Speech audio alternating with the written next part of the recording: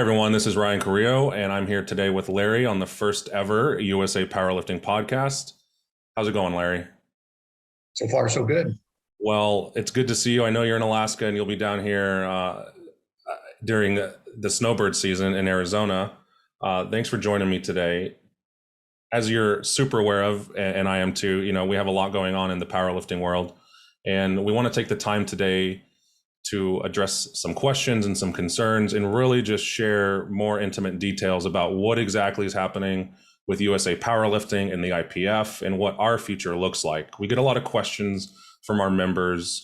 They are still somewhat unsure of the entire picture of exactly what has transpired and, more importantly, what's going to happen in the future. So I want to start off real quick by recapping at a high level exactly what has happened up until this point between us and the IPF. Sure. Well, it goes back several years, but the issue is primarily turns on drug testing and our commitment to drug testing.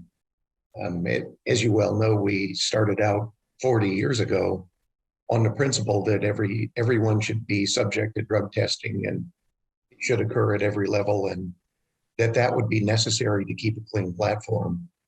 And even more so that everyone deserves a clean platform, not just elite lifters or those who are on the national team or those who come to nationals, but everybody should have a fair shot. And so within that context, the IPF has moved to, in their efforts for IOC recognition, to complete WADA compliance, and has really bent over backwards and probably gone beyond what the WADA code really asked for.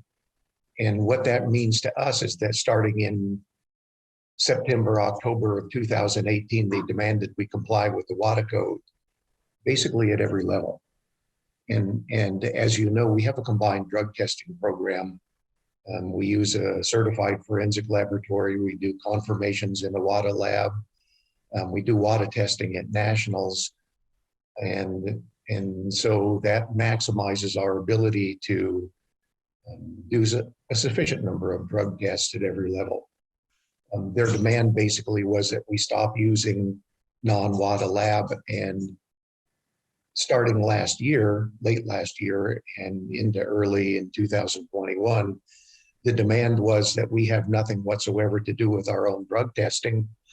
And in fact, we pay them, or we pay the National Anti-Doping Agency, USADA, or the IPF Anti-Doping Agency to do all of our drug tests, and we would have no input whatsoever. Let's talk about that for a second, Larry, because I think we need to just define that a little better so people really understand the gravity of the situation here. They're essentially telling us to foot a $2 million bill and have zero control or input over who gets drug tested, and we don't even get to know who is drug tested and who fails, right? Yes. Ultimately, we would know who failed at some point after the process ran its course. But in order to continue testing at the rate we are, at the level we are, you're right, the bill would be $2 million, and we sought bids. So the only alternative for us really was that we would cut drug testing down probably by 90 to 95% in order to buy into the system that, as you are correct, we would have no control and no input to. But nonetheless, we considered that we would bargain in good faith and we would test the system, and we did in fact do so at collegiate nationals. What we found was that we really didn't have any input, and the short answer is it didn't work. It didn't meet our standards for adequate drug testing, leaving us with a dilemma. And the dilemma is, do we basically become an untested federation, or a federation that does token testing at best, and not even very good token testing at best? Or do we stick to our principles and follow our mission and maintain our commitment to lifters at every level? And that's been the question. Yeah, and we posed that question at our national governing body meeting in Daytona Beach and in other ways, right? I believe, and correct me if I'm wrong, the resounding response was, we're sticking to our guns and our founding principles, right? Yes, we did discuss it really at length at the NGB meeting. And for those of you not really familiar with the structure of USA Powerlifting, we're a representative republic. And there are about 70 votes that represent the membership of USA Powerlifting. They're the state chairs, committee chairs that represent people, the Keenan Junior Committee, et cetera, and the executive committee who govern USA Powerlifting. In our NGB meeting, National Governing Body meeting, we really discussed it at great length, but we also, prior to that, had a Zoom meeting with the NGB leading up to that and discussed these issues as they were developing. And we polled everyone, and the overwhelming response there as well was drug testing is basically fundamental to who we are. So we heard what you said, and it was important to people, and it continues to be important to people that when they step on that platform, whether it be at the Husky Invitational in Alaska or whether it's nationals, that they get to do as well as they possibly can do, and basically not face cheaters. Yeah, and so that's a direction we're going. For those watching that may be new to our organization or aren't members yet, we have thousands and tens of thousands of members. And of those tens of thousands of members, a very small percentage, in fact, about 1% are what you would consider elite. I believe in 2019, Larry, we sent a little over 600 athletes, many who went multiple times to international competition. So in an organization of 20,000 people, 600 makes up about 1%. And to be in a drug testing policy that only maybe tests a portion of that 1%, it just goes against what we're talking about and having drug-free competition at all levels. We are a grassroots organization, right? Where the local lifter is the driving force and reason for our existence, right, Larry? Yes, and I've obviously been out here a long time, and I was here shortly after we started as the ADFBA, and really our founding principle and our thoughts were at that time, and they really continue to be that this really is about lifters, not just elite lifters. We don't exist for elite lifters. And while international competition is important, and it's certainly important for those 400 people who make 600 appearances internationally, what's most important really is that when you go to a meet at the local level, you have a fair shot. And that's who we are, and that's what we're about. The masses of people who compete at every level. And we think it would be a disservice, really, if we took all the members' money, and that's how we're supported primarily, membership money and sponsorship, and use that money to just support that very few people. Just to look at sort of broadly about our perspective has been one where we try to expand services for lifters at every level. And one example of that is we provided meet directors out there on the ground with backdrops, the USAPL logo, so that their meets would look good and so that they would be standardized looking in. We provided equipment to meet directors in areas where they couldn't get any, where they were just starting up. So we have really tried to support local level lifting, state level lifting, really since the beginning. And that's what's important to us. Absolutely. So let's put a bow on this IPF saga. So we have, like any other member nation and any other chief organization, over the years, things need to be negotiated, disagreements happen. This isn't something new, right? So we've tried to negotiate with the IPF, but we discovered recently they had no incentive to negotiate with us, did they? No, in fact, interestingly enough, some of you may be aware that there's a group of people who purport to be the follow-on to USA Powerlifting in the United States. And It's one thing to plan for contingencies. Say we immediately withdrew from the IPF, they would have to think of something to do, right? But we were in a series of negotiations, and we really have been since 2018. And those negotiations really became much more formal with a meeting of the USA Powerlifting Executive and the IPF Executive several months ago, where we tried to negotiate alternatives to the IPF planned model of you will only test through a lot of labs and only elite lifters.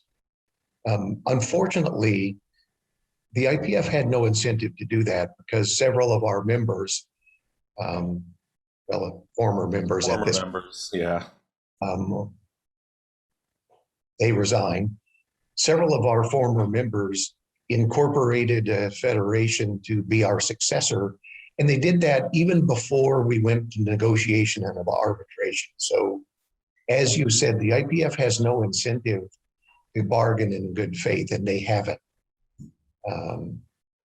I will point out one thing, that many of the sponsors of the IPF are concerned because, as you may know, with our breadth and depth and frequency of meets, we had 333 meets sanctioned in 2021. With our breadth and depth, we really represent the single largest market in powerlifting for equipment and services and what have you. The IPF has been telling sponsors that they will stand up a new federation in one day and things will roll on just the same.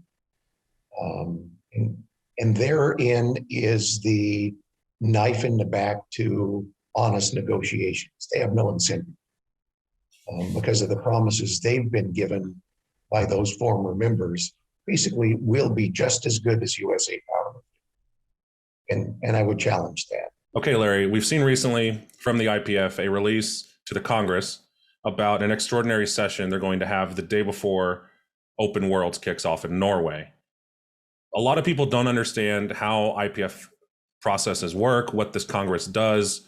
What exactly is going to happen in November? What do you think the outcome is going to be? How does this affect our members? Well, what's coming up on November the 7th is an extraordinary, I don't know why they call it that, but an extraordinary General Assembly where they're going to deal with the issue of expulsion of USA Powerlifting from the IPF. Basically, based on the premise that we have been unwilling to do exactly what they said. And I guess in that respect, they're right about that. We have been willing to do a number of things to remain in the IPF, but what we haven't been willing to do is compromise our principles. The IPF purports to be a democratic organization. It's less than that, actually, but it purports to be a democratic organization, and they're going to call together the members of the nations and the committees who hold votes in the IPF and put to a vote whether or not to expel us. The IPF must have a quorum, must be 20% of all the nations in the world, and then they must vote by a 2/3 majority to expel us from the IPF. They will make their case. We will make our case, which is to say, just to highlight some of the things we're going to say. We're going to say that we have been here since 1997. We were brought into the IPF because we were a clean nation in a world where powerlifting in the United States was not a clean sport, where the United States dominated because we weren't clean. And we have maintained a clean platform, and we have had very few drug testing failures over that time because our system works. And we'll indicate a willingness to be WADA compliant for elite lifters. And we'll even indicate a willingness to probably split our federation into two federations, one of which serves the elite and one of which maintains the integrity of our local level programs. Let's pause on that real quick, Larry, because we proposed that already to the IPF, right? In Yes, those we did. negotiations where they had no incentive to negotiate, we presented examples of other sports that do this. USA Basketball, there's a few others, right? Let's elaborate a bit and tell folks on how we've been trying our darndest already to follow precedent in other sports, but the IPF refused. Sure. The split federation was our idea. And it would have been basically two autonomous federations where the elite level lifters were subject to WADA testing at every level. And local level testing proceeded as it was. I will say one thing parenthetically. We do WADA testing at local level as well. We just don't do all of it. That's probably something that's not known. And we do confirmatory testing in the WADA lab at the local level as well.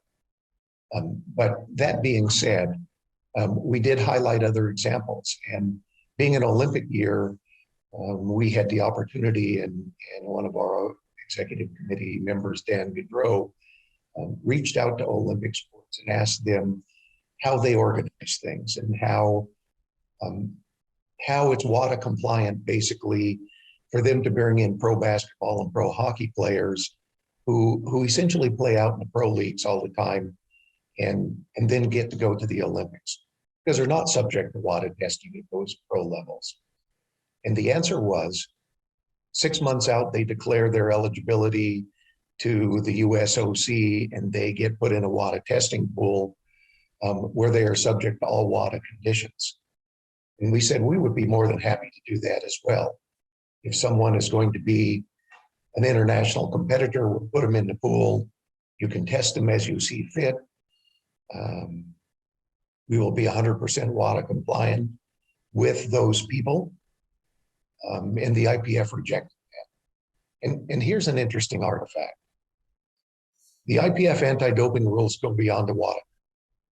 The WADA code speaks to recreational lifters.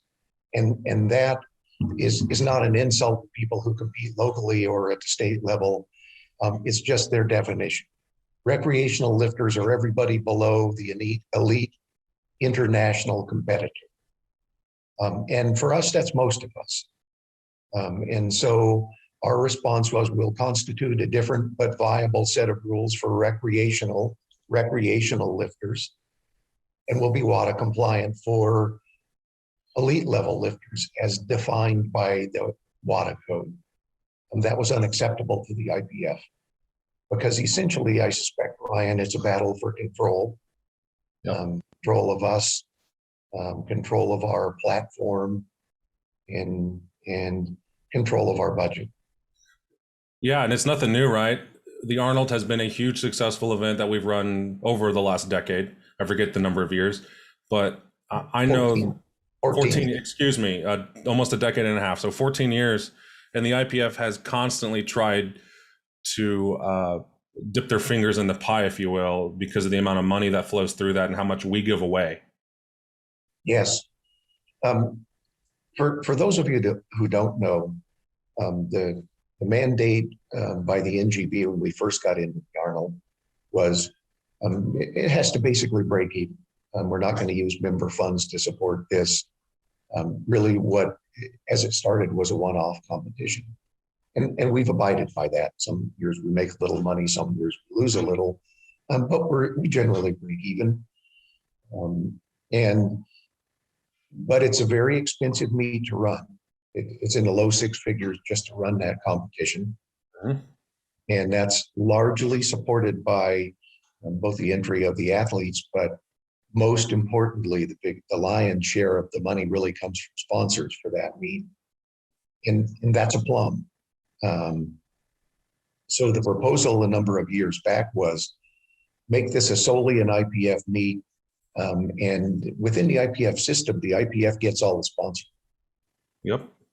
And so the response, the challenge, if you will, was make it a fully IPF meet from start to finish, just like a world championship, and we'll take all the sponsors, but you can continue to run the meet, which sounds like craziness to me because then USA Powerlifting would get to pay for everything and get no money for it, basically, other than a portion, as in the IPF system, a portion of the entry money.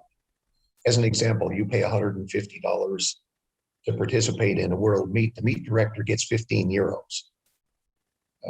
So we would basically be out $250,000 a year to run a meet for the IPF. But the incentive is high. They want that money, obviously. Yeah. And we said no. I mean, we can't do that.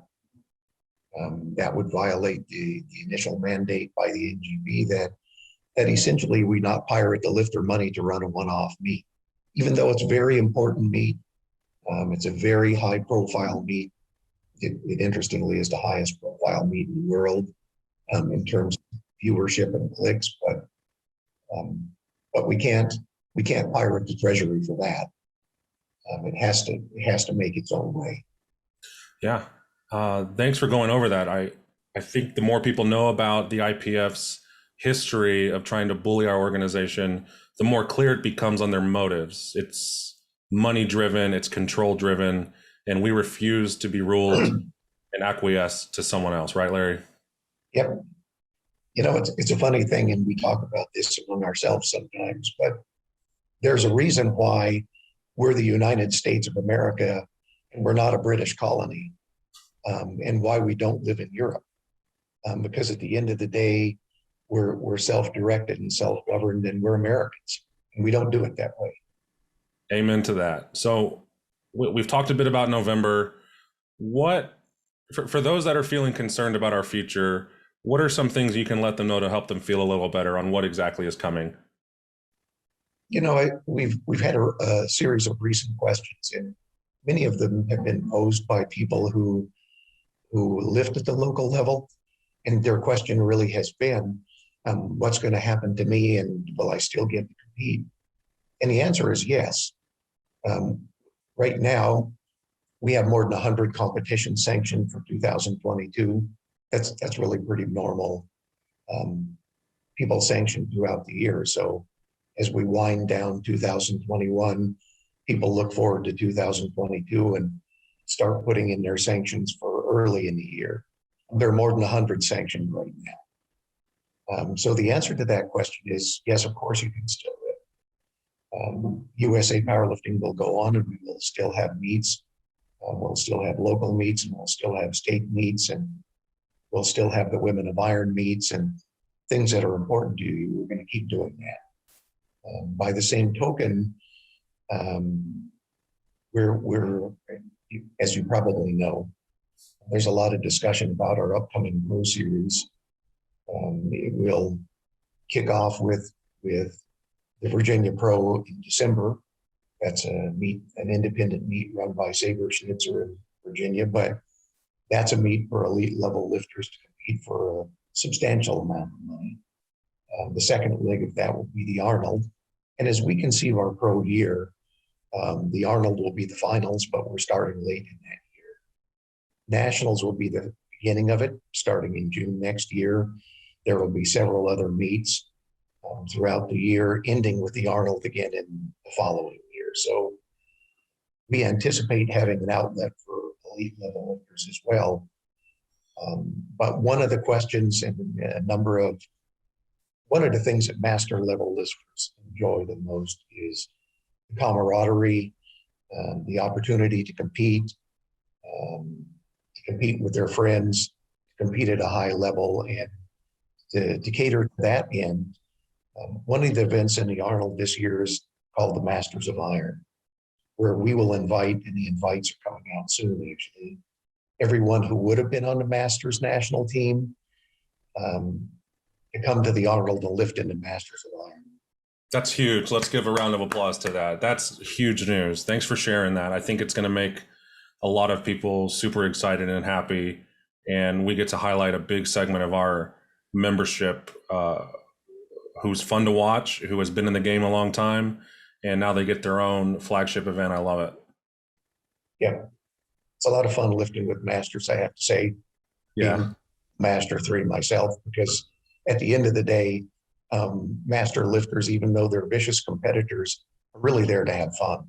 And they are. So they're a fun group of people to be around, and supportive of each other. And You know, a lot of us have been out here a long, long time, and we've known our competitors for decades. So it'll be a great time, I think. For sure. And that's some really positive news. And I want everyone listening to feel optimistic about this. You know, I'm a very optimistic, positive person. And as someone who's been in the organization 12 years, since I was 18, I've been fortunate enough to see us grow from like 2,500 members to, I think at our peak, 23,000 before COVID, Larry, something like that.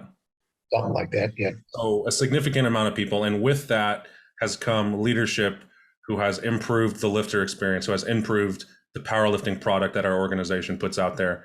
And I want you to be optimistic about what the future holds, because we have really intelligent, creative lifters who lead us and are focused on making your experience better. The money that we spend in the IPF every year is significant. And the example of the Pro Series is we're going to take that money and give it back to the lifters. Right, Larry? Yep. And with that comes opportunity, with the amount of support that we have and attention that our product and brand has in this country, and honestly the world, because of what we do for powerlifting. The sky is the limit in the future. So, you know, whatever happens in November, be optimistic about what's coming down the pike, because we're working hard to improve your experience, to give you avenues to compete at a number of different levels, to be around your friends, to forge those relationships that Larry's talking about. So 10 years from now, you are competing against the person you competed against when you started. And that's what we're all about, right? Yeah. And to answer your question, Ryan, about November, it'll be an up and down vote whether we're in the IPF. Yeah.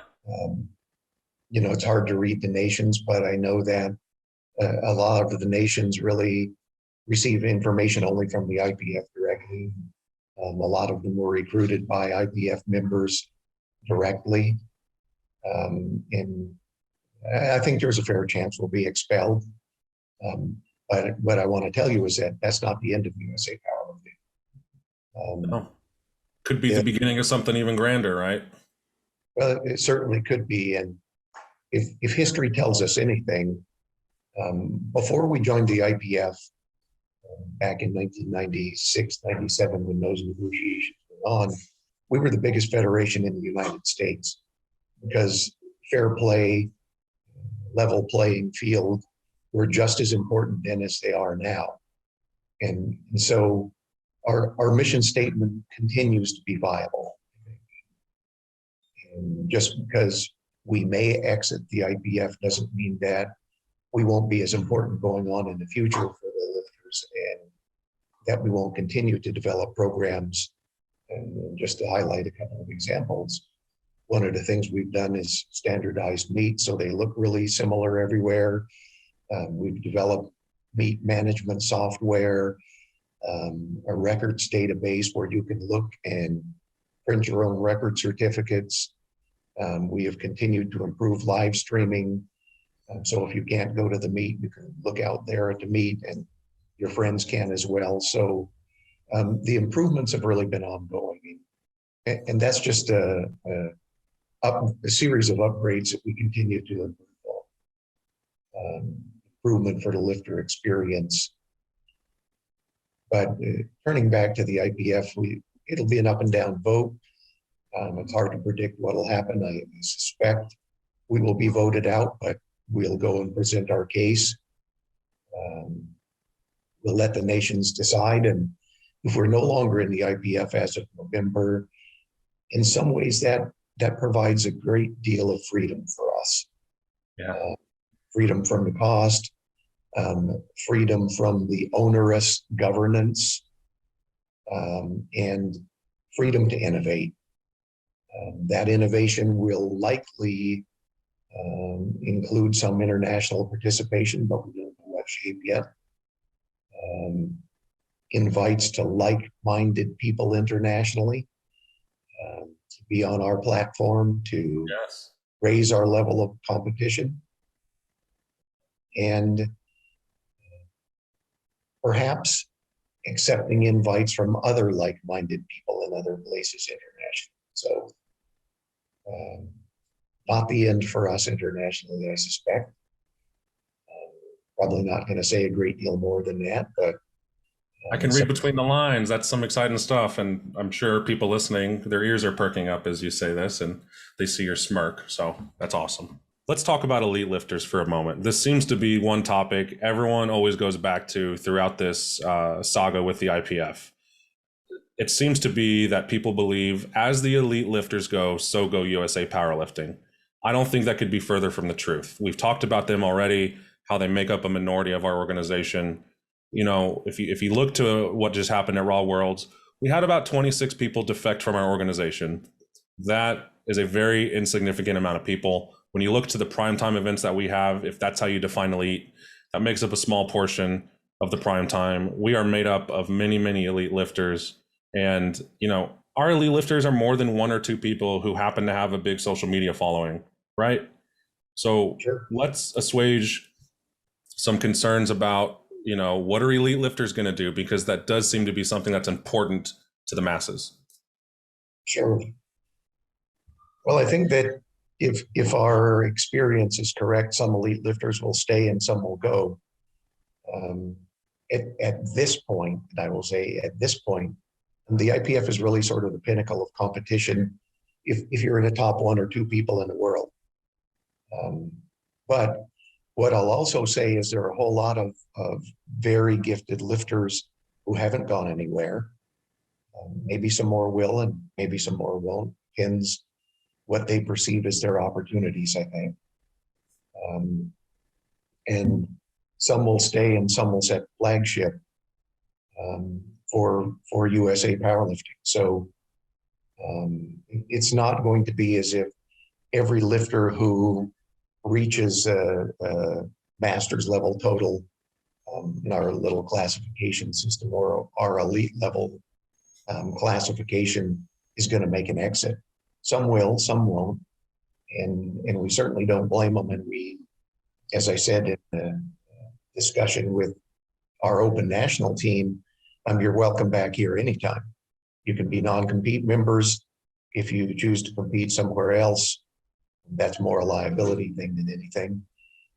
You can come back and compete with us because we're not going to penalize you if you go out and compete somewhere else, because that isn't who we are.